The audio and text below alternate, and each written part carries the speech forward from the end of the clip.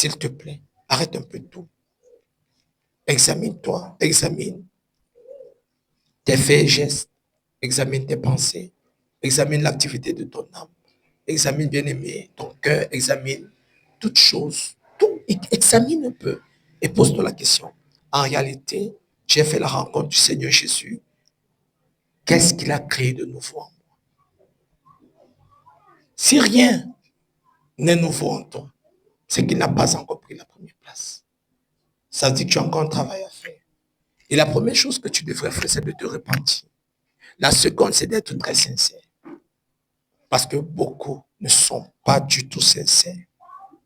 Je le dis toujours, bien-aimé, tout ce que tu fais, n'oublie pas qu'il y a quelqu'un qui voit, qui connaît tout, qui sait tout et qui est au contrôle de tout.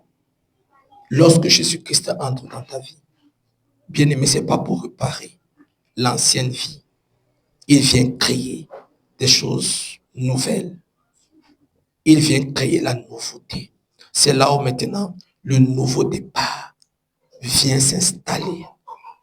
Et le nouveau départ, quand bien aimé, ça s'installe en toi, ça vient avec des instructions. Tu commences à avoir des instructions, des directions, des interdits. Tu commences à t'attacher. Tu le sais, tu le sens, tu le vis. On n'a pas besoin de te le dire. Tu reconnais que ici, je suis une nouvelle personne. Ici, j'ai changé. Ici, je me suis amélioré. Ici, j'ai abandonné. Ici, mon âme soupire après Jésus-Christ. Pas après les ténèbres, pas après le village, mais mon âme soupire après toi, Jésus. C'est très important. Et c'est le plus important.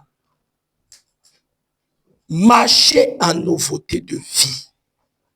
Je fais des choses nouvelles parce que je suis né de nouveau. Pas pour naître de nouveau. Parce que je suis né de nouveau. Et c'est Christ qui vit en moi qui le fait. C'est Jésus qui fait ça. Cette transformation vient de lui. Il n'y a pas de nouveau départ sans Jésus. Tu as forcément commencé avec d'autres forces, d'autres pensées. Tu as certainement commencé avec d'autres visions. Mais le Seigneur te demande aujourd'hui, reviens à ton premier amour. Il n'y a pas de renouvellement sans Jésus-Christ. Je te parle de Jésus-Christ comme si on ne te l'avait jamais présenté. Je te parle de Jésus-Christ comme si tu ne le connaissais pas. C'est tout simplement parce qu'on ne voit pas des choses nouvelles. Pourquoi tu vis les mêmes choses? Pourquoi tu restes dans la même position? Pourquoi tu ne veux pas changer, t'améliorer? Pourquoi tu ne veux pas te transformer? Nous le disons toujours, bien aimé, la transformation n'est pas à l'extérieur. N'est pas seulement, je précise, à l'extérieur, mais c'est aussi à l'intérieur. Et le départ, bien aimé, c'est à l'intérieur. Et Jésus-Christ veut demeurer à l'intérieur. C'est pourquoi il nous dit, ton corps est le temple du Saint-Esprit. C'est à l'intérieur de toi que Christ veut demeurer. Et nous savons tous, bien aimés, qu'il faut faire un nettoyage, un balayage. Je suis convaincu que chez toi, tous les matins, tu prends la peine de nettoyer.